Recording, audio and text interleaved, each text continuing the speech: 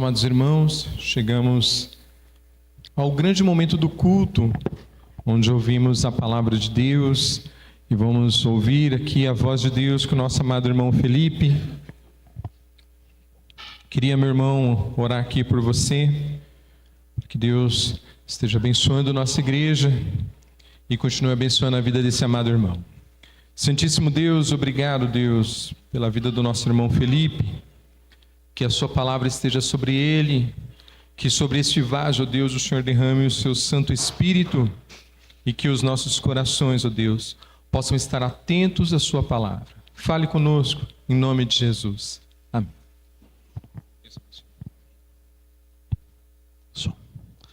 Bom dia, meus irmãos, graça e paz. Louvado seja Deus que nos concede mais uma oportunidade, uma honra de estarmos aqui nesta manhã, dia do Senhor, para cultuá-lo, nosso Deus que é digno de toda honra e de toda glória. Feliz aí com o que Deus tem feito nesta igreja, não é? Logo quando eu cheguei, já esperaria isso, né? Nós oramos para que Deus direcionasse essa igreja e essa igreja tem desfrutado, tem sido alvo, né, das orações que fizemos lá atrás, tempos atrás, que oramos para que Deus conduzisse essa igreja. E nós temos visto bons frutos e eu creio que essa igreja ainda crescerá muito mais com a graça do Senhor e o trabalho que o nosso querido pastor Fábio, juntamente com o conselho, tem feito nesta igreja. Então nós louvamos muito ao Senhor, porque Ele tem conduzido este povo e certamente a mão do Senhor tem estado aqui conosco e abençoado a igreja do Senhor. Queridos irmãos, abram comigo lá suas Bíblias, na primeira carta de Paulo aos Tessalonicenses, capítulo 4, faremos a leitura do verso 13 ao verso 18. Primeira carta de Paulo aos Tessalonicenses, capítulo 4, do 13 ao 18.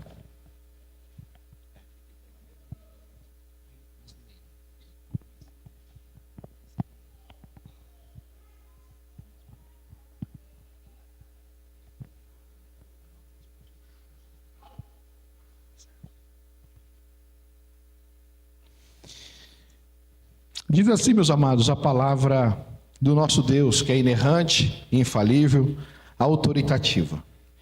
Não queremos, porém, irmãos, que sejais ignorantes com respeito aos que dormem, para não vos entristecerdes como os demais, que não têm esperança. Pois se cremos que Jesus morreu e ressuscitou, assim também Deus, mediante Jesus, trará em sua companhia os que dormem. Ora, ainda vos declaramos, por palavra do Senhor, isto: nós, os vivos, os que ficarmos até a vinda do Senhor, de modo algum precederemos os que dormem. Porquanto o Senhor mesmo, dada a sua palavra de ordem, ouvida a voz do arcanjo e ressoada a trombeta de Deus, descerá dos céus, e os mortos em Cristo ressuscitarão primeiro. Depois, nós, os vivos, os que ficarmos, seremos arrebatados juntamente com eles, entre nuvens, para o encontro do Senhor nos ares. E assim estaremos para sempre com o Senhor. Consolai-vos, pois, uns aos outros com estas palavras. Até aqui, meus amados, a leitura da palavra do Senhor. Vamos ter mais uma palavra de oração. Oração nunca é demais, não é? Pedindo ao Senhor a iluminação para que a nossa mente esteja cativa à palavra do nosso Deus. Oremos. Bendito Deus, graças te damos, porque como igreja do Senhor, reunida aqui, ó Deus, nós louvamos o teu santo e bendito nome.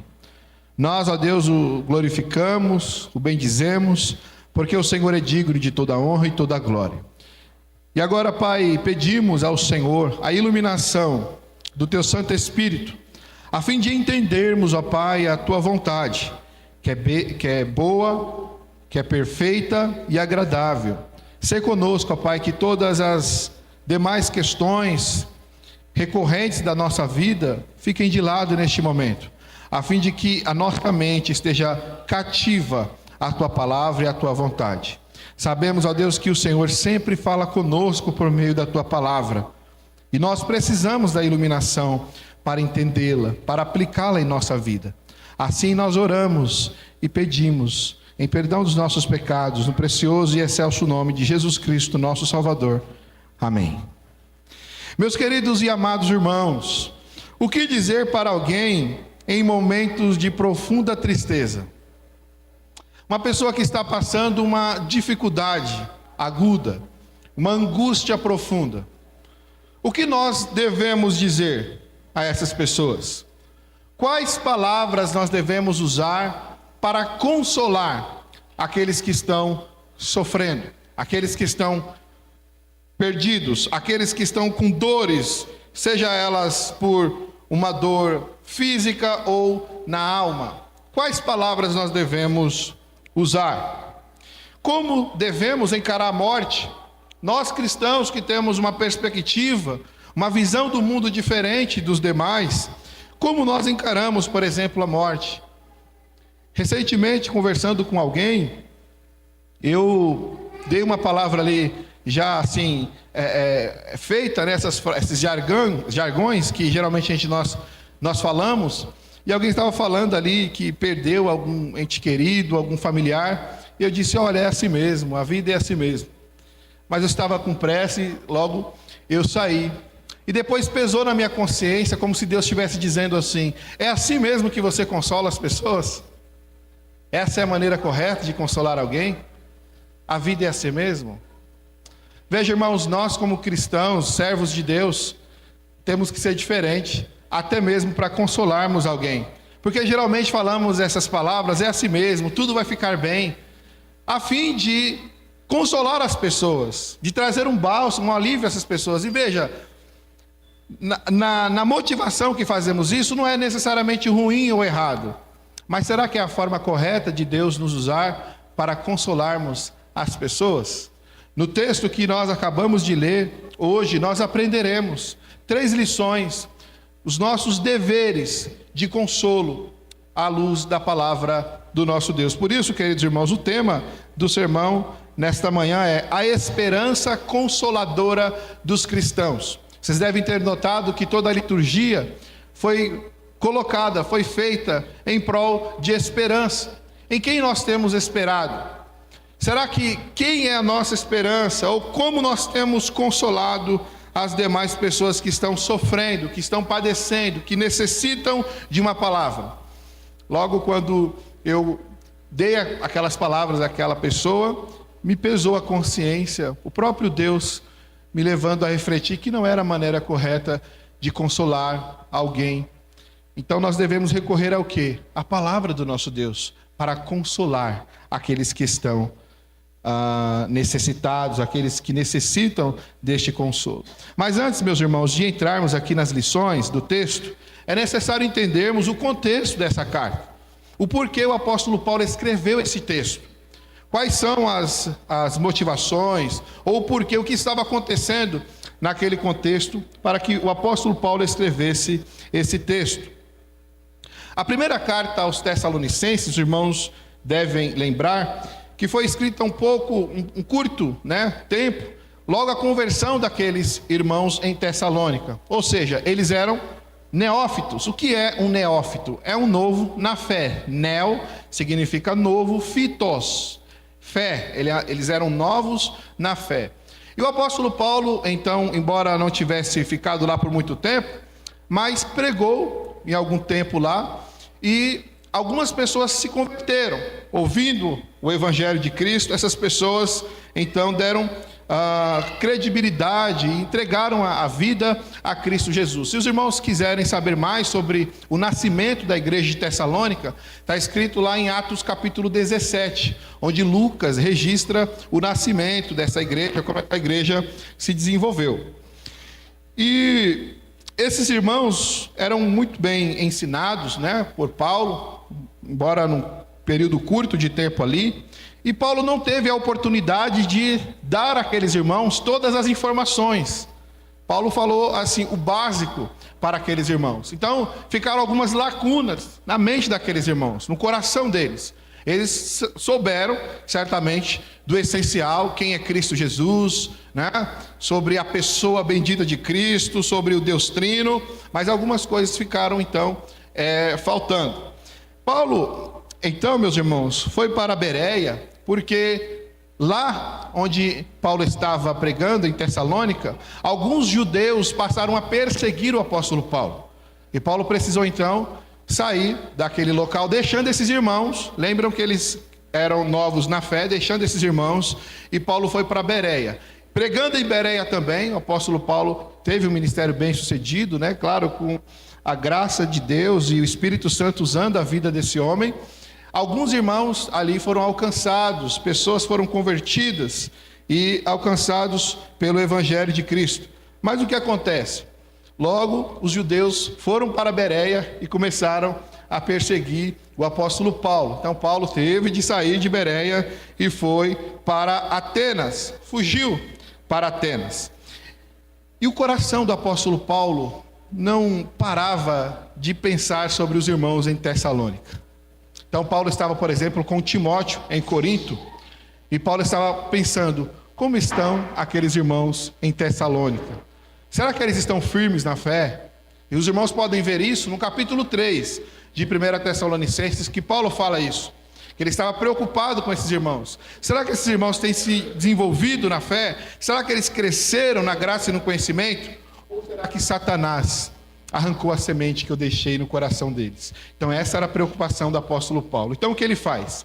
Ele envia o jovem Timóteo a Tessalônica e diz: Timóteo, faz uma visita àqueles irmãos, veja como eles estão, se eles estão firmes, se eles continuam crendo, se eles continuam perseverando na fé, ou Satanás de alguma maneira cegou o entendimento deles. Como é que eles estão, Timóteo? Vai lá. Então Timóteo vai em Tessalônica, volta com boas notícias ao apóstolo Paulo, dizendo: Paulo, os irmãos continuam crendo no Evangelho.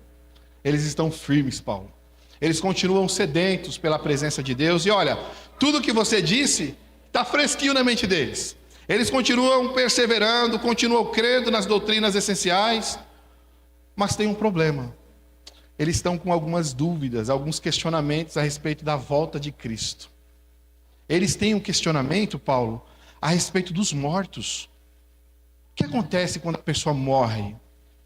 E certamente Timóteo, conversando com Paulo ali, tivesse dito: olha, você teve pouco tempo entre os irmãos e não deu para você explicar tudo para eles. E eles estão com esses questionamentos agora.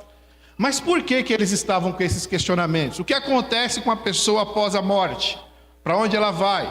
Será que nós, o que ficarmos com a vinda do Senhor Jesus Cristo, o glorioso evento na segunda vinda de Cristo, nós temos algum benefício a mais daqueles que já partiram? Será que essas pessoas que morreram, elas estão no estado de sono da alma, como é ensinado por aí? Ou aqueles que foram condenados, elas estão num purgatório e vão pagar pelos seus pecados até um certo ponto e serem retiradas de lá? Então esses eram os questionamentos que aqueles irmãos tinham. Eles tinham um pensamento: há esperança para aqueles que já morreram? O que acontece com as pessoas que já morreram? Então, meus irmãos, esses eram os questionamentos daqueles irmãos. E por que esses irmãos lá em Tessalônica, esses irmãos que haviam se convertido recentemente, tinham esse pensamento? Porque de acordo com Efésios capítulo 2, verso 12, o mundo greco-romano era um mundo sem esperança. Vocês podem ver lá que Paulo escreve isso. Aquelas pessoas não tinham esperança do mundo futuro. Vocês devem lembrar que ali o que predominava era o neoplatonismo. O que é o neoplatonismo? É o dualismo. Eles faziam a separação entre o corpo e a matéria. Eles ensinavam que a matéria era ruim e o espírito era bom. Então eles tinham essas influências. E Paulo, não estando ali naquele local da igreja dos Tessalonicenses, muitos daquelas doutrinas estavam repercutindo, ensinando isso. Estava fazendo com que os irmãos ficassem confusos. Eu quero apresentar pelo menos 3 grupos para que os irmãos entendam por que é importante entendermos isso. Por que Paulo escreve isso? E já vai algumas dicas aqui. Todas as vezes que você for ler o texto bíblico, você deve fazer algumas perguntas ao texto. O porquê que ele foi escrito, para quem que ele foi escrito, qual é o propósito dele ter sido escrito e qual é o contexto. E assim facilitará os irmãos a entender tanto o contexto quanto as aplicações no mundo em que vivemos. O primeiro grupo, meus irmãos, que predominava naquela época eram os epicureus, nome difícil, né? Os epicureus. Eles não acreditavam na eternidade. O que eles entendiam? Que para eles a morte era um ponto final. O que alguns dizem por aí, não é? Morreu, acabou. Morreu, já era, não tem mais jeito. Então esse grupo ensinava aquilo, aqueles irmãos de Tessalônica que estavam pensativos, pesarosos quanto aos seus entes queridos que haviam morrido. Então eles pensavam, então o meu familiar que morreu, acabou? Não tem mais nada para eles, é isso mesmo? Os epicureus ensinavam isso. Outro grupo que predominava naquela época eram os estoicos, que diziam que enquanto estamos vivos, a morte não existe para nós. E quando ela aparecer, nós já não existimos. É o que muitos dizem por aí hoje, não é? Aproveite a sua vida como se fosse o último dia. Viva como se fosse o último dia. Desfrute de tudo que você puder. Porque na hora que você morrer, acabou a sua vida. Acabou as oportunidades. Em algum grau de sentido, tem algumas verdades nisso. Mas não é assim que a Bíblia ensina sobre a morte. Então, os estoicos ensinavam assim. E por fim, tinha um grupo também muito famoso naquela época, chamado os pagãos, que reagiam com desespero diante da morte. Nós fizemos um trabalho recentemente em Itapevi, num grupo lá dos nossos queridos irmãos ciganos, e os ciganos, alguns de vocês devem saber que tem essa cultura. Quando eles lidam com a morte, alguns arrancam até o cabelo mesmo, em desespero. Começam a gritar, mesmo tendo uma compreensão bíblica, alguns, não é? Que a morte não é o ponto final na história, ela não tem a última palavra. Mas eles lidam de forma muito radical com a morte. Então eles ficam angustiados. E diante disso nós devemos fazer uma pergunta. Tá bom, esses três grupos não estão corretos. O que é então o correto à luz do consolo que Deus dará aos seus filhos? Então, meus irmãos, isso que foi escrito a fim de sermos consolados, bem como sermos instrumentos de Deus no mundo sem esperança. As lições que veremos agora servem para sermos consolados e também sermos instrumentos de Deus para consolarmos as demais pessoas que estão sofrendo. Não faça como eu fiz lá e me arrependi depois, dizendo, olha, vai dar tudo certo, é assim mesmo. Lide com a situação, com aquela pessoa que Deus colocou na sua vida, da forma bíblica. Diga a realidade para ela a respeito da situação em que ela está vivendo. Se não é crente, evangelize. Fale de Jesus Cristo para aquela pessoa. E se é crente e está pesaroso, angustiado, traz o alívio, dizendo as verdades que nós veremos agora na palavra de Deus. Então a primeira lição, meus queridos, que nós veremos aqui, é que devemos viver alegres em Cristo. Essa é a esperança consoladora dos cristãos. Olha o que Paulo aí começa dizendo no verso 13. Não queremos, porém, irmãos, que sejais ignorantes com respeito aos que dormem. De qual maneira nós devemos viver alegres em Cristo? Conhecendo as promessas de Deus. Se você quer ser feliz, ditoso, ter o consolo pleno em seu coração, não há outra maneira pela qual você deve se apropriar sem conhecer a verdade do Evangelho, as verdades, as promessas que Deus nos dá em sua palavra. E Paulo está dizendo àqueles irmãos, olha, irmãos, eu não quero que vocês sejam ignorantes. A palavra ignorantes aqui não é a questão de ser bravo, não é? Mas é sem conhecimento. Eu não quero que vocês não tenham noção, conhecimento da situação que eu vou falar a vocês agora. E certamente Timóteo, como dito, havia falado para Paulo, esses irmãos estão precisando de auxílio, Paulo. Eles estão necessitados de algum encorajamento nesse sentido. E Paulo escreve aqui, não queremos, porém, irmãos, que sejais ignorantes com respeito ao que dorme. A primeira lição que nós entendemos aqui é o conhecimento das promessas de Deus. Então Paulo está dizendo, olha, aqueles que dormem, e vocês devem saber que a palavra dormir não ensina o sono da alma, como muitas doutrinas ensinam por aí, não é? Que a pessoa quando morre, a alma dorme, né, e fica ali no estado de sono profundo da alma. O que os teólogos dizem, e isso é verdade, é que o corpo da pessoa, e vocês certamente já notaram, não tem como ser de outra maneira, né? Fica inerte, ou seja, o corpo sim, está num estado de sono, mas a alma, ela está ativa, ela não fica em um sono da alma. A Bíblia não ensina isso em lugar nenhum. Então, quando a Bíblia diz a respeito do sono, está falando, ou melhor, daqueles que dormem, está falando justamente da morte. Vocês devem lembrar que quando Jesus ressuscita Lázaro, qual foi a compreensão dele? Ele diz: Lázaro dorme, mas irei despertá-lo do sono. Lá em João 11 fala isso. Ou seja, Jesus Cristo fala a respeito disso, porque era uma forma comum da época de mostrar a respeito da morte, o que nós chamamos de eufemismo. O que é um eufemismo, meu irmão? Um eufemismo é uma forma de você trazer uma notícia, que é uma notícia terrível, de forma branda. Por exemplo, quando você vai dar uma notícia a respeito de alguém que morreu, você não vai falar: fulano morreu. Ainda mais se alguém tiver aquela pressão, né, emocional, ela pode morrer também, não é? Então tem que usar as palavras com devido cuidado ali. Então você vai falar: olha, fulano descansou, dormiu, não está entre nós. Essa é uma forma de falar que a pessoa morreu, um eufemismo. Então, quando a Bíblia fala a respeito de dormir, não é que a pessoa está no estado profundo de sono, ela está consciente. Tanto aqueles que foram para o céu, estão em Cristo Jesus, quanto aqueles que foram condenados, aqueles que não estão em Cristo Jesus. Então Paulo, com essa preocupação, diz: irmãos, eu não quero que vocês sejam ignorantes em relação, com respeito aos que dormem. Por quê, meus irmãos? Porque a forma de plenos, de termos a felicidade real em nosso dia a dia, é conhecendo as promessas de Deus. Você conhece as promessas de Deus, meu querido irmão? Você sabe o que é de fato a promessa de Deus para a sua vida?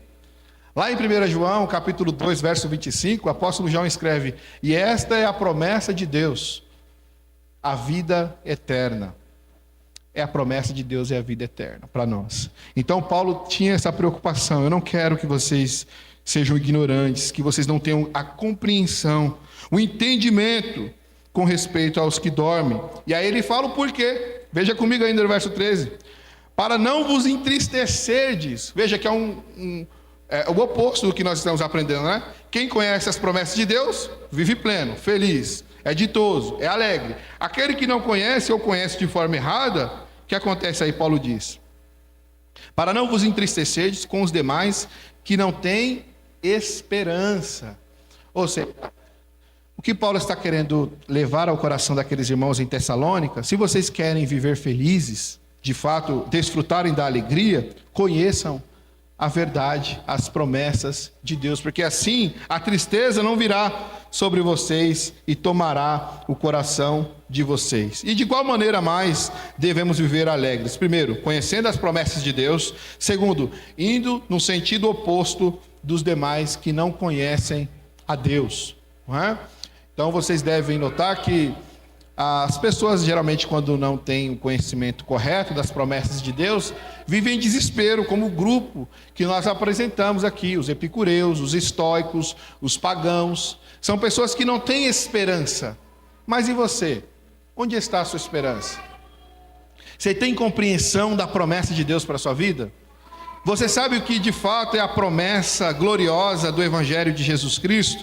Se você conhece, você deve ser a pessoa mais feliz deste mundo, a pessoa que mais desfruta da alegria, porque você sabe qual é a sua identidade, a quem você pertence, quem é o seu Senhor, para onde você vai. Você enxerga um mundo, veja que Paulo está dizendo, é uma cosmovisão. O que é uma cosmovisão? É a forma de enxergar o mundo diferente dos demais. Era isso que Paulo tinha, essa preocupação. O coração de Paulo, pastoral, queria que aqueles irmãos tivessem a compreensão das promessas gloriosas de Deus.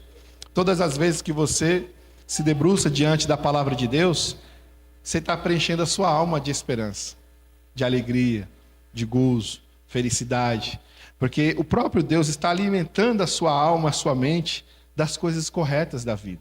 Como você deve proceder, como você deve agir, como você deve lidar com o luto, como você deve lidar com as demais questões, porque nós temos uma promessa. E se nas outras esferas da vida nós fracassarmos, a Bíblia não fala de maneira nenhuma que somos fracassados. Muito pelo contrário, a Bíblia diz que somos mais do que bem-aventurados, né? Nós somos vitoriosos, mais do que vencedores em Cristo Jesus, o nosso Senhor. Então, meus irmãos, a primeira lição que nós aprendemos aqui de vivermos felizes, alegres, se dá pelo conhecimento da palavra de Deus. Quanto mais você conhece as promessas de Deus, mais pleno, mais feliz você vive. Você já se perguntou por que os mártires no mundo, eles morriam cantando? Pega o Coliseu de Nero, pega como os cristãos iam para as fornalhas, pega a Daniel, por exemplo, lançado na cova dos leões, pega todas as histórias dos mártires, como eles iam, como eles caminhavam, como eles enfrentavam a morte. Porque eles sabiam em quem eles tinham crido, em quem eles confiavam. E desse modo, meus amados, nós devemos nos perguntar: será que a minha esperança não está sendo um tanto superficial neste mundo? Será que eu estou pesaroso, angustiado, ansioso, preocupado porque a minha vida está muito nesta terra, nas coisas daqui? Então, se preencha das coisas de Deus, para que você não seja ignorante, para que você não fique perdido, para que você não fique com pensamentos errado a respeito da esperança consoladora. Mas o verso 14 ainda nos instrui, ainda nessa primeira lição, Paulo diz ainda: pois se cremos que Jesus morreu e ressuscitou, assim também Deus, mediante Jesus, trará em sua companhia os que dormem. Veja bem, meus irmãos, aqui, pois se cremos, na língua portuguesa expressa uma dúvida, não é? Pois se cremos, na língua grega, na gramática grega, não dá essa possibilidade. Aqui não é uma dúvida que Paulo está apresentando. Ele está dizendo assim, ó, pois se cremos, não é uma dúvida. A melhor tradução, essa tradução não está errada, tá? Mas a melhor tradução aqui, que se aproxime do original, da língua grega, é: já que cremos, uma vez que cremos, é a mesma coisa de Romanos 8, lembram? Se Deus é por nós, não é uma dúvida ali, é sendo Deus por nós, essa é a melhor tradução. Sendo Deus por nós, uma vez que Deus é por nós, lembra de Mateus capítulo 4, quando Satanás vai tentar Jesus? Ele disse: se és o Filho de Deus, ali não é dúvida também. Já vi muitos pregadores dizendo que é questão de dúvida ali, não é? Mas não é. É: sendo tu o Filho de Deus, mande que essas pedras se transformem em pães. A mesma ideia da linguagem, da gramática grega aqui é nesse sentido, não é? Já que cremos que Jesus morreu, Paulo está dizendo, e ressuscitou, o que isso agora tem a nos ensinar? Essas informações, olha o conhecimento do Evangelho de Cristo, o que faz conosco, Paulo diz: já que cremos na morte e na ressurreição de Cristo, assim também Deus, mediante Jesus, trará em sua companhia os que estão mortos, os que estão dormindo, meus irmãos. E desse modo, a palavra que nos ensina aqui é esperar em Deus em todos os aspectos da nossa vida, porque aquele que morreu, ele não foi vencido pela morte, não é? A morte não pôde detê-lo, não pôde pará-lo, não pôde barrá-lo. Ele venceu a morte. Por isso que há uma frase muito bonita de John Owen, não é? Que a morte morreu na morte de Cristo. Jesus matou a morte com a sua própria morte e ressurreição. Que maravilha isso, não é? Louvado seja Deus. Nem a morte, nem as profundezas das trevas pôde deter o Salvador. É isso que Paulo está dizendo. Vocês acham mesmo que Deus vai esquecer dos seus, daqueles que partiram? Não. Pelo contrário, uma vez que cremos que esse Jesus morreu e ressuscitou, assim também Deus, mediante Jesus, trará em sua companhia. A ideia aqui, meus irmãos, geralmente quando nós lemos esse texto, é que Jesus voltará com aqueles que morreram, não é? Mas não é isso que Paulo está ensinando, tá? Embora pareça isso na língua portuguesa. A ideia aqui é que Jesus, o próprio Deus, vai fazer essa união daqueles que morreram. Aqueles que estão mortos se unirão um dia a Cristo Jesus. Os corpos que estão nos cemitérios, debaixo da terra, em gavetas, ou que foi cremado também, não tem problema, porque Deus é especialista em fazer voltar as coisas do pó, né? Foi assim que fomos criados. Está dizendo que Ele fará de novo essa união do corpo e da alma. E por isso Paulo está dizendo: vocês devem ter esperança. Porque esse Jesus a qual servimos, a morte não pôde pará-lo, não pôde detê-lo. Ele morreu e ressuscitou dentre os mortos. Quando você pregar o evangelho, nunca se esqueça de falar sobre a ressurreição de Cristo. Que a morte, só a morte não tem evangelho. Se ele morreu, acabou. Mas não para por aí. A Bíblia diz que ao terceiro dia, ele ressuscitou. E todos os domingos nós comemoramos, não é? A ressurreição de Cristo. Por isso que todos os domingos nós nos reunimos aqui. Essa é a maior esperança. Quando vamos aos cultos ao Senhor, quando cultuamos ao nosso Deus, do nosso coração deve brotar uma alegria indizível, porque o nosso Deus está vivo. Nós não cremos em um Deus morto, nós não cremos em um Jesus que foi detido, que foi barrado pela morte, mas ele ressuscitou dentre os mortos. Então a primeira lição: vivamos alegres em Cristo Jesus. Devemos viver alegres em Cristo Jesus. Você tem desfrutado, meu querido irmão, dessa alegria em Cristo Jesus? Isso toma o seu coração, isso faz com que você pense diferente, enxergue a vida diferente. Uma segunda lição do texto que nós podemos tirar aqui é que agora nós devemos anelar pela volta de Cristo. Olha comigo o verso 15, como Paulo continua aqui seu argumento. Ora, ainda vos declaramos por palavra do Senhor, isto: nós os vivos, os que ficarmos até a vinda do Senhor, de modo algum precederemos os que dormem. Qual era o pensamento daqueles irmãos em Tessalônica? Lembra que eles estavam pesarosos, tristes, angustiados com os entes queridos que morreram? Talvez até alguns irmãos ali da igreja de Tessalônica haviam morrido e eles estavam tristes. Então nós teremos algum benefício? Porque eu sei que a vinda de Cristo será gloriosa. Na mente deles estavam pensando isso. Eu sei que o evento da vinda de Cristo, a sua segunda vinda, vai ser maravilhoso. Mas e os que morreram? E aí Paulo tira essa dúvida deles, dizendo que por palavra do Senhor isso: nós os vivos, ou seja, o que ficarmos aqui até o evento da volta de Cristo, até a vinda do Senhor, de modo algum. A palavra modo algum no grego aqui é rumé, que a ideia que é uma expressão para dizer o seguinte: de forma nenhuma, em hipótese alguma. É a mesma ideia quando Jesus fala lá: aqueles que vêm a mim, de modo algum os lançarei fora. Ou seja, é impossível aqueles que se lançam a Cristo, Cristo rejeitar. Todo aquele que crê em Cristo, deposita a sua fé, a sua esperança em Cristo, Cristo não rejeita, Cristo não abandona, Cristo abraça essas pessoas. Por isso que nós devemos lançar o nosso coração diante de Cristo, porque Ele nos escuta, Ele nos aceita, Ele nos ampara. É isso que Paulo está dizendo, não é? Por palavra do Senhor, aqueles que ficarem aqui até a vinda do Senhor, aqueles que morreram, não vai ter perda nenhuma. Muito pelo contrário, não é? Eles já estão desfrutando da presença gloriosa de Cristo, porque os que morrem já estão na presença de Cristo, não estão vagando, nós já aprendemos isso. Não estão num sono profundo e vai ser despertado, não. Quem vai ser despertado é o corpo fará união com o imaterial, que é a nossa alma. E não existe a ideia de corpo, alma e espírito. Alma e espírito na Bíblia são sinônimos, tá? Então, o nosso corpo será unido de uma vez por todas e teremos um corpo glorificado, um corpo que é diferente dessa matéria que temos, que é sujeito a todas as mazelas da vida, às doenças, ao pecado. Veja, irmãos, como é profundo isso. Paulo diz: com esse conhecimento que vocês têm, assim vocês vão desfrutar de uma alegria. Você já perdeu alguém que você tanto ama? Você já teve que lidar com o luto? Como lidar com a morte?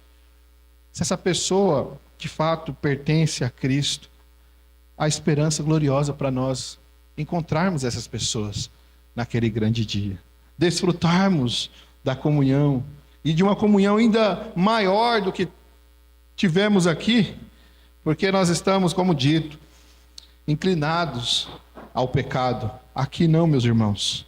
Aqui a ideia de voltarmos à origem do Éden, como fomos criados de forma plena, perfeita, a fim de desfrutarmos com o Senhor a sua presença para sempre.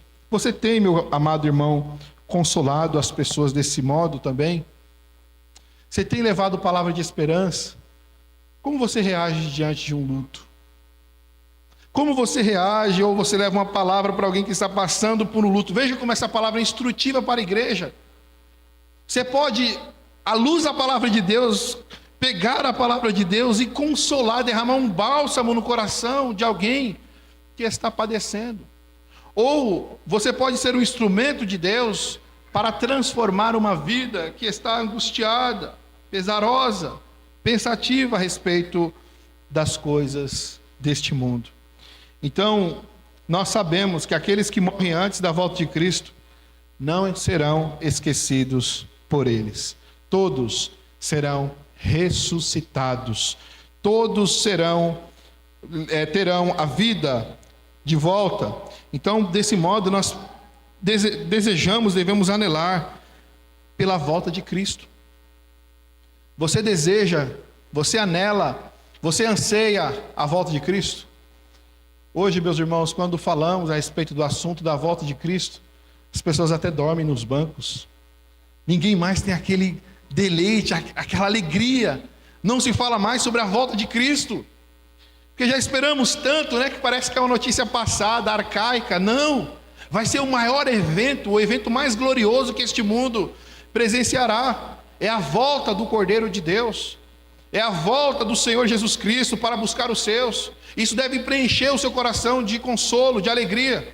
A dor está forte, a angústia está terrível no coração. Lembre-se das promessas. Cristo um dia voltará. E de acordo com Apocalipse capítulo 21, verso 4, diz que Ele enxugará dos nossos olhos toda lágrima. E acabará toda dor. Acabará todo luto. Na volta de Cristo, meus irmãos, quando nós presenciarmos essa cena, acabará para sempre a dor. Você anseia por isso? Você pode dizer: Maranata, a hora vem, Senhor Jesus. Você tem esse desejo, essa verdade arde em seu coração de forma plena. Você tem isso. É isso que nós devemos considerar, sabendo que mais? Que a volta de Cristo será algo glorioso. Olha o verso 16 aí, como Paulo instrui ainda. Porquanto o Senhor mesmo, dada a sua palavra de ordem, a palavra de ordem aqui no grego é o keleusma, é uma ideia que é uma palavra que vai além da compreensão humana. Lembra quando Jesus ressuscita Lázaro dentre os mortos? Ele dá uma palavra para Lázaro: Lázaro, vem para fora. Lázaro, saia deste túmulo. Lázaro, saia deste lugar. Assim, o Senhor, quando voltar, dará uma palavra de ordem e todos os túmulos se abrirão. Vocês estão vendo o poder da palavra de Cristo? Vocês têm notado que a morte não pode barrar, e não barrou a pessoa de Cristo, nem tampouco barrará a sua palavra. O Senhor virá, meus queridos, mediante essa palavra de ordem, que é uma voz de autoridade. A voz de Cristo é uma voz de autoridade. Os mortos ressuscitarão, sairão dos túmulos. Por isso que devemos ter esperança que aquele que venceu a morte vai vencer ainda mais, ou de uma maneira mais plena, de uma vez por todas, de forma, na última instância, para dar a sua última ordem à morte, que agora não terá mais eficácia, não terá mais poder, não vai ter mais nenhum sentido na vida daqueles que servem a Deus. Por isso Paulo diz, dada essa palavra de ordem, ouvida a voz do arcanjo. O arcanjo aqui também é a expressão de, geralmente um arcanjo é considerado como um chefe, um líder dos outros anjos. A palavra arcanjo aqui só é descrita aqui no Novo Testamento inteiro, aqui e em Judas 9, para dizer o poder da vinda de Cristo, como será esse evento, como esse evento será glorioso. Na voz do arcanjo, ressoada a trombeta de Deus, descerá dos céus, e os mortos em Cristo ressuscitarão. Essa é a maior e a melhor notícia que você pode dar a alguém. Encher essa pessoa de esperança. A morte, meus irmãos, não tem a última palavra. Então nós não devemos agir como os pagãos. Não devemos viver aqui como os estoicos ou como os epicureus, achando que morrer acabou, ou vamos aproveitar a vida porque a vida é bela e desse modo nós vamos aproveitar as oportunidades. Não, a nossa maior oportunidade é viver para Cristo. A nossa maior alegria é estar em Cristo, é desfrutarmos da presença de Cristo, porque assim nós estaremos seguros. Olha o que diz João 5:28. Os que se acham nos túmulos ouvirão a sua voz e sairão. Aqui é um evento escatológico do fim dos tempos. Aquele dia, quando ouvirem a voz do Senhor, daquele que criou todas as coisas, do Redentor, do poderoso Jesus Cristo, os mortos sairão ressuscitados pela palavra do seu poder. E será um evento não como é ensinado por aí, um evento silencioso, não é? Vocês já devem ter assistido o filme Deixados para Trás, que é aquele filme que foi ensinado, né, da década de 90, ali, 80, muitos ensinavam que as crianças seriam arrebatadas, né, os pais ficariam procurando os filhos, mas não será assim a volta de Cristo. A volta de Cristo não será dessa maneira silenciosa, será visível, todos os olhos verão Jesus voltando, todas as pessoas irão contemplar essa volta. Uns receberão: vinde benditos do meu Pai, desfrutem o que foi preparado para vocês desde a fundação do mundo. Outros ouvirão as terríveis palavras: afastai-vos de mim, porque eu não vos conheço. E a grande pergunta que você deve fazer a você mesmo é: em qual grupo eu estou, Senhor? Em qual grupo você pertence na volta de Cristo? Você contemplará a volta de Cristo como consolo, ou você contemplará a volta de Cristo como juízo? Porque para uns, irmãos, é consolo, é deleite, é alegria. Para outros, é juízo. E como eu faço para escapar desse juízo condenatório? Antes de falarmos sobre isso, é necessário então termos a compreensão da volta de Cristo de três maneiras. O Senhor virá mediante a sua palavra de ordem, é uma voz de autoridade, ou seja, a segunda vinda de Cristo será um evento glorioso, não é? Será um evento notável, não será silencioso, todas as pessoas contemplarão. Segundo, o Senhor virá mediante a voz do arcanjo. Ele é representado por um líder de anjos, que é defensor do povo de Deus. Isso vai ser consolador para nós, vai ser um bálsamo derramado em nosso coração. E terceiro, o Senhor virá mediante ao ressoar da trombeta. E essas trombetas, vocês devem saber, que eram usadas para as festas dos judeus naquela época. Eles anunciavam com trombeta, é associada à teofania, como tempo de fim. Quando a trombeta soar, é uma ideia dizendo assim: acabou. Deu fim ao luto, à dor, à angústia, ao pecado. Todas essas coisas serão agora afastadas. Nós desfrutaremos com Cristo em sua presença. Oh, meus irmãos, como deveríamos desejar por esse dia glorioso. Você anseia pela volta de Cristo? Veja bem, se a primeira lição que nós aprendemos, que é estar alegres na presença de Cristo, tendo em vista as promessas, automaticamente você vai desejar a volta de Cristo. É de forma natural, porque você preenche as suas coisas do alto. Por isso que Paulo diz: pensai nas coisas do alto. Por que por vezes, irmãos, nós ficamos pesarosos, com o coração ansioso, com o coração tão preocupado com as coisas? Porque pode ser que a nossa mente não esteja preenchida pelas gloriosas verdades do Evangelho de Cristo. Você ama Jesus, então você deve ansiar pela vinda dele.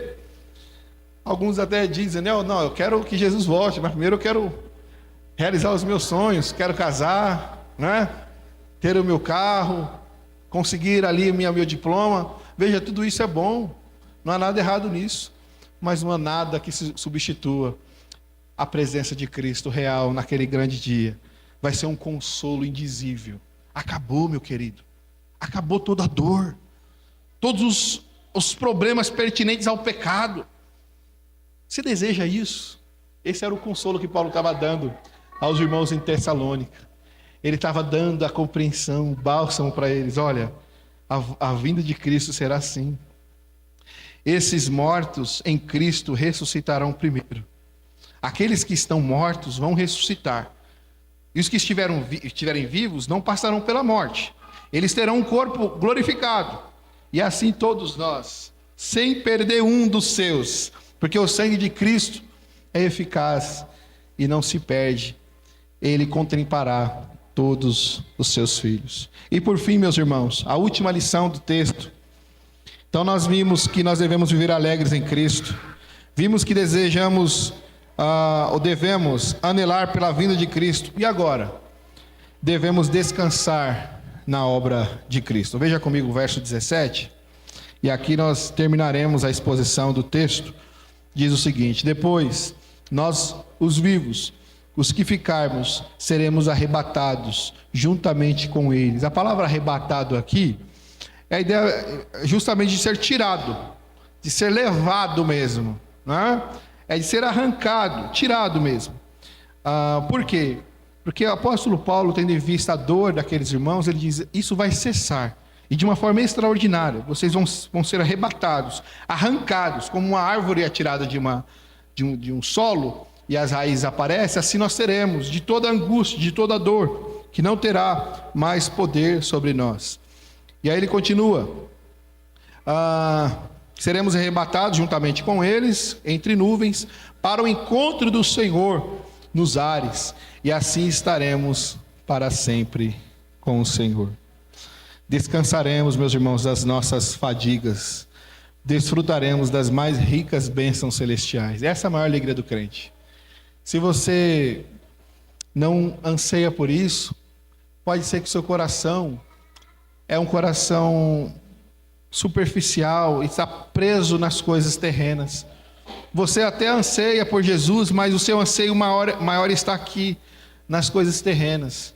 E Deus está nos ensinando que para desfrutarmos, para termos esse anseio, devemos descansar na obra de Cristo. Se você crê em Cristo, se você deposita sua fé, sua esperança em Jesus Cristo, nada neste mundo pode substituir essa alegria. Você vai desfrutar de muitas coisas, você vai contemplar muitos avanços, você vai ter muito sucesso em muitas coisas, mas ainda vai ter em você uma lacuna, um buraco. Pode preencher, porque você descansando nessa obra, você é mais do que vitorioso, porque você está descansando naquele que tudo fez. Veja, o convite ao Evangelho não é fazermos algo, como dizem por aí, né? Faça a sua parte, que eu te ajudarei. Não é desse modo.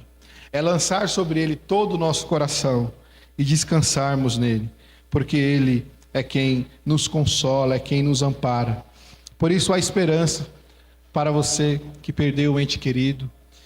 E quando você tiver de passar pela morte, encare a morte com a seguinte questão: o meu Senhor e o meu Salvador já venceu a morte. Eu nunca esqueço Russell Shedd, um teólogo muito capaz, um servo de Deus. No finalzinho da sua vida, foi entrevistado ali por alguns irmãos e perguntaram para ele, né, sobre a experiência que ele estava tendo, aquela situação muito difícil. Disseram: senhor Russell, como o senhor vê a morte? O senhor está já debilitado, como o senhor enxerga isso? Ele respira e diz: eu sinto como se eu estivesse me desmamando do mundo para encontrar com o meu Senhor. Esse é um coração repleto das verdades do Evangelho. Recentemente morreu o famoso teólogo John MacArthur, que deixou uma frase que repercutiu no mundo inteiro.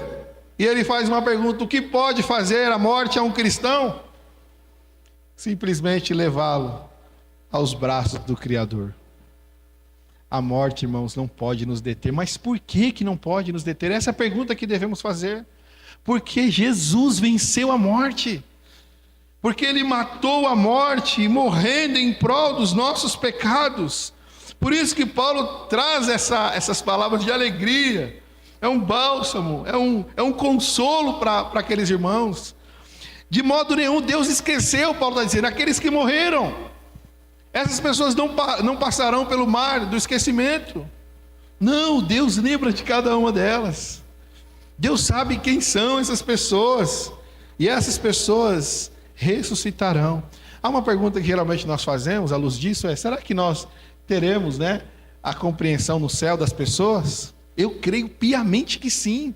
Deus não vai dar em nós uma limpeza na mente, até porque se vocês pegarem Lucas capítulo 16, vocês vão ver que até mesmo na questão da condenação, o ímpio vai ter a sua mente, ele vai lembrar da situação da vida dele. Por quê? Você pega do rico e Lázaro, quando ele olha e diz: pai Abraão, mande que que Lázaro refresca a língua, e depois ele argumenta ali, fala, olha, mande que alguns dos mortos vão e pregue aos meus familiares. Olha a palavra de Abraão. Olha, meu, eles têm os profetas e a lei, tem a palavra de Deus. Ainda que ressuscite, ainda que isso fosse possível, ali está escrito, essa pessoa pregar, eles não darão crédito, porque eles têm o maior poder em seu contato, que é a palavra de Deus. Então eles têm consciência. Por outro lado, aquele que passou muitas aflições, muitas lutas, eles lembrarão. É só pegar Apocalipse capítulo 6, os mártires estando aos pés de Cristo, suplicando por justiça. Quando eles foram mortos, decapitados, eles pedem justiça. Ou seja, eu creio piamente, irmãos, que lembraremos, estaremos com aqueles que são de Cristo, aqueles que se entregaram a Cristo. Por isso que você deve pregar aos seus familiares. Chore por eles. Mas existe a doutrina da eleição. A doutrina da eleição é pertinente a Deus. Nós não sabemos quem são os eleitos. Mas eu sou calvinista e Deus vai arrancar os seus de uma forma ou de outra. Isso é hiper-calvinista. Os maiores calvinistas foram evangelistas. John Knox fez uma oração: Senhor, dai-me a Escócia, senão eu morro. David Brainerd chorava pelos índios, pelas almas perdidas, pelas pessoas que estavam perdidas, sem esperança. Você tem chorado pelos seus familiares, aqueles que não conhecem a Cristo? Você tem levado palavra de esperança? Olha a esperança para você, meu querido. Jesus ressuscitou dentre os mortos, Ele morreu em prol dos pecados. Você tem evangelizado as pessoas, mostrando quem Deus é, o que Deus fez e o que Deus faz.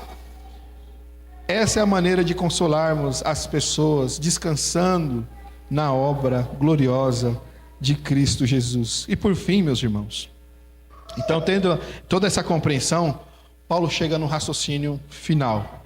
Verso 18 aqui termina o nosso texto. Ele chega e diz: consolai-vos uns aos outros com estas palavras. Quem é o seu consolo? É resolver o seu problema? É o problema da política atual? Você tem colocado seu coração nisso? Você vai sofrer. Se você é alguém considerado milenista, à luz da palavra de Deus, o que uma milenista entende? Que as coisas vão piorar. Os amilenistas, uma visão escatológica, para quem não sabe, não entende que as coisas vão melhorar. Nós devemos orar por melhora, nós devemos fazer a nossa parte, mas à luz da palavra de Deus as coisas vão piorar. Por quê? Porque de acordo com Tessalonicenses, virá depois a manifestação do anticristo. O anticristo vem, ele se assenta ao trono, e Paulo diz que Jesus volta, as coisas não vão se dar antes que o anticristo se assenta, e Jesus vem, volta, e com o sopro da sua boca destrói o anticristo. Então todo o cenário que você está vendo, todo o cenário que você contemplará, as coisas tendem a piorar. A Bíblia diz que no final dos tempos, muitos se apostatarão da fé, dando ouvidos a espíritos enganadores e doutrinas de demônios. A Bíblia diz que muitos se apartarão do evangelho de Cristo, ouvirão outros deuses, seguirão outros deuses. E por isso que Paulo tem essa mentalidade.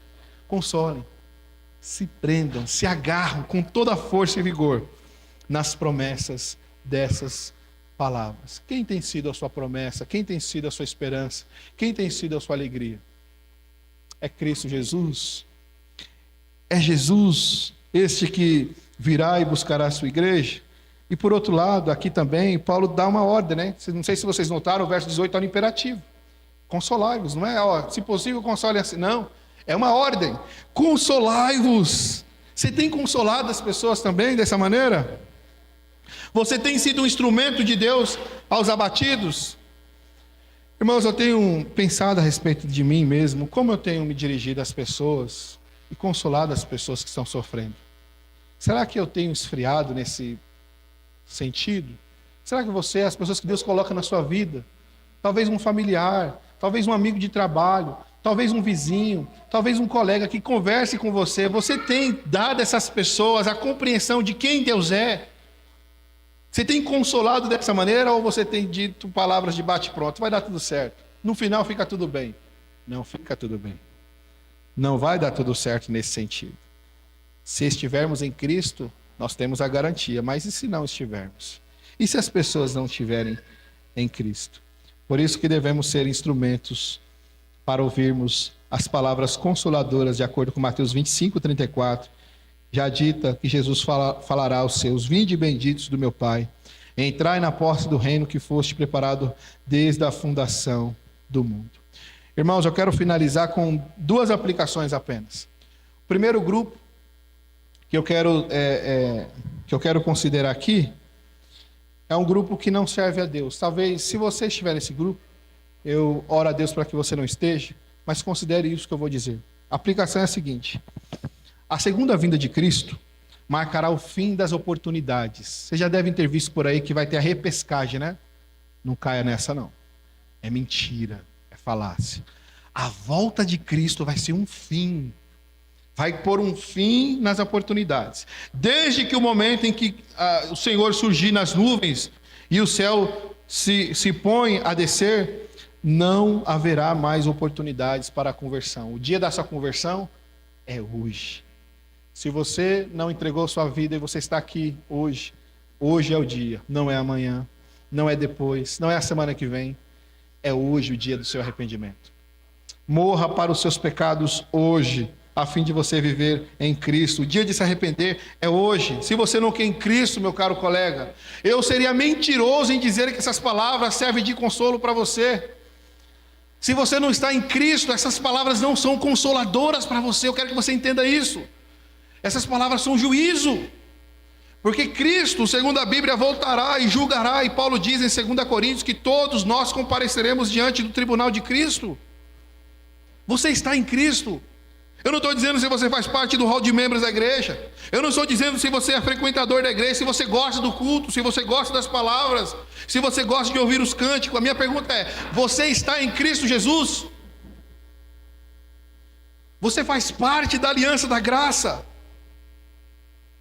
Essa é a maior verdade, irmãos, que alguém pode dizer. É abrir os seus olhos, mostrar a realidade. Você pertence ao Salvador. Você é aquele que está arraigado em Cristo Jesus. Você está unido em Cristo. Essas palavras servem para você de consolo se você estiver em Cristo. Mas se não estiver, meu caro, duras são essas palavras para você. Que Deus tenha misericórdia. Que Deus alcance seu coração nesta manhã. Não saia daqui com dúvidas se você pertence a Cristo ou não. Não saia daqui pensativo se você já depositou a sua fé, de fato, a esperança em Cristo ou não. Faça isso hoje mesmo. Saia daqui convicto dessas portas que você pertence a Cristo Jesus e não a outro. Por isso que a Bíblia diz: se você crê que Deus é Deus, segue-o. Se crê que Baal é Deus, segue-o. Não há como nós titubearmos, irmãos. Entregue a sua vida a Jesus. As pessoas que mais te amam são as pessoas que dirão as maiores verdades para você. Quer saber a verdade? É isso que Paulo está dizendo. Paulo não tinha essa preocupação de agradar, mas ele amava tantas pessoas que ele dizia a verdade. Você pega nos profetas, você pega nos evangelhos, os evangelistas, os apóstolos, eles sempre deixavam claro essas verdades gloriosas. A verdade de Deus. E uma segunda e última aplicação da vinda de Cristo é que o coração dos eleitos se enche de consolo.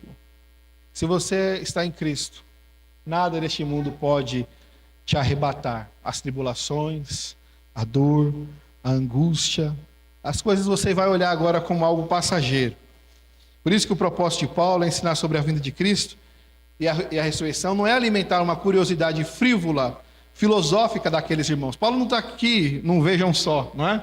Um debate teológico que tem na internet. Ele não está aqui vomitando conhecimento, dizendo a respeito das possibilidades. Não, Paulo é direto. Paulo está dizendo: é assim que vocês vão consolar. Primeiro, se alegrando em Cristo. Segundo, desejando a volta de Cristo. E terceiro, descansando na obra de Cristo. A pregação de Paulo é cristocêntrica, não foge disso. Então nós, irmãos, nos consolamos com essas palavras. Quando vermos os fios de cabelos já branquinhos, a idade chegar, não é? Quando você vê as dores do corpo chegando, quando você vê a situação complicada, não entre em desespero. Confie no Senhor, porque Ele é poderoso para te guardar, quer seja em vida, quer seja após a morte. Eu quero terminar lendo um texto. Abra comigo, eu quero que você leia esse texto de 1 Coríntios 15, versos 52 ao 57.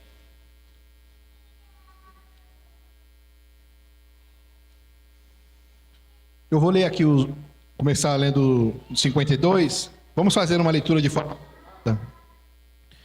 Para terminarmos este texto, este sermão com este texto maravilhoso. 1 Coríntios, capítulo 15, versos 52 ao 57.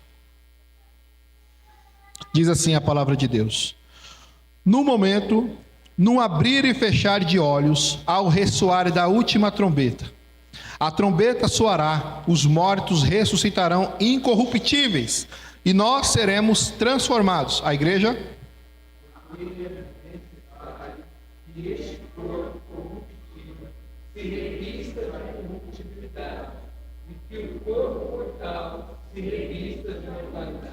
E quando este corpo corruptível se revestir de incorruptibilidade, e o que é mortal se revestir de imortalidade, então cumprirá a palavra que está escrita: tragada foi a morte pela vitória. Onde está a morte, a tua vitória? Onde está a morte, o teu aguilhão? O aguilhão da morte é o pecado, e a força do pecado é a lei. Graças a Deus, nos dá a vitória por intermédio do nosso Senhor Jesus. Louvado seja Deus. Vamos ficar em pé, queridos. Vamos orar agradecendo a este Deus que nos consola, que nos ampara, que somente nele nós temos esse descanso. Vamos orar. Bendito e glorioso Deus, a tua palavra é tão poderosa, é tão instrutiva, que nos encoraja de tal forma a enxergarmos até o nosso maior inimigo, a morte, de uma maneira diferente. É claro, ó Deus, que nós não romantizamos a dor, a morte, as lutas, mas nós as enxergamos de forma diferente. Apesar, ó Pai, das nossas lutas, das nossas dores, nós podemos descansar em Cristo Jesus. Ele que venceu todas as coisas. Nele, ó Pai, nós podemos triunfar. Nele nós temos, ó Deus, toda a alegria, todo o amparo, todo o deleite. Ajuda-nos, ó Pai, a preencher a nossa mente das gloriosas verdades do Evangelho. Ajuda-nos, ó Deus, a abraçarmos o Evangelho de uma maneira mais intensa, mais profunda, mais gloriosa. Ó Deus, se há aqui, porventura, alguém que ainda não entregou a sua vida ao Senhor, que não pertence ao Senhor, ó Pai, que seja hoje esse momento, que haja conversão, que haja salvação, que haja transformação, ó Deus. E nós oramos também, ó Deus, pelos nossos familiares. Quantos dos nossos familiares estão perdidos, Senhor? Nós acabamos de ouvir, ó Pai, uma verdade tão gloriosa a respeito da volta de Cristo, da ressurreição dos corpos, das pessoas que partiram, ó Deus, em Cristo, que estão garantidos na vida eterna. Ó Deus, ajuda-nos também a sermos instrumentos para consolarmos aqueles que estão sofrendo. O mundo está em um caos, ó Deus, tantas pessoas com expectativas, com esperanças tão superficiais. E o que nós temos feito, Senhor? Será que temos levado palavras de encorajamento, de consolo a essas pessoas baseadas na Tua palavra? Ajuda-nos, ó Deus, a enxergarmos um mundo diferente, a pregarmos a Tua palavra, a amarmos mais ao Senhor, a Tua vinda, Senhor. Ó Deus, como certo homem disse uma vez, a volta de Cristo para mim será gloriosa por muitas coisas, mas uma delas é que eu estarei livre do pecado. Ó Deus, o pecado nos machuca. O pecado, ó Deus, nos entristece e entristece ainda mais o Senhor. Ajuda-nos, ó Deus, a amar ao Senhor mais, a desfrutarmos mais do Senhor, a deleitarmos mais o Senhor na Tua palavra, nas Tuas promessas, para que não sejamos iludidos, ó Deus, pelas falsas promessas que o mundo propaga, que o mundo diz, Senhor. Que a nossa mente, Pai, esteja repleta da Tua palavra, Senhor. Sei com a Tua igreja aqui da Quarta de Carapicuíba. Sei com esses irmãos, ó Deus, que muito têm passado tribulações, lutas, dores, angústia, mas que sejam consolados, ó Deus, ao saber que um dia todas essas dores, essas lutas terão um fim, e que em Cristo agora nós já podemos desfrutar porque de acordo com Isaías 53, pelas suas pisaduras fomos sarados. Ó Deus, louvado seja o teu nome, por tão rica promessa e gloriosa verdade do Evangelho. Sê conosco, assim nós oramos e pedimos em perdão dos nossos pecados, em nome de Jesus. Amém.